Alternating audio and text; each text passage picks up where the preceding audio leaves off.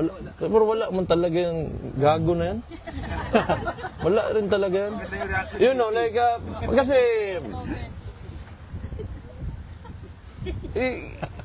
I would admire this person kung talagang he did everything with due process.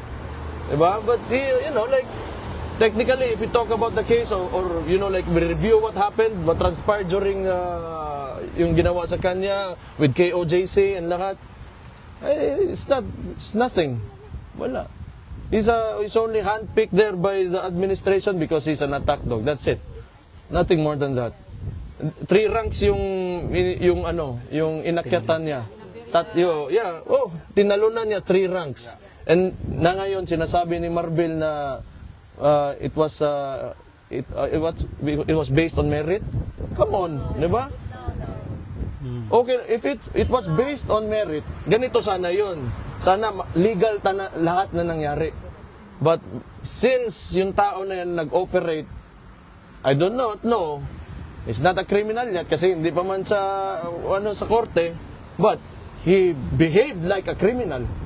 So, bigay na yan sa kanya, PNP niya, tangin na siya. Okay lang. Okay lang, Mayor. No one is impressed. Yes, thank you, Mayor.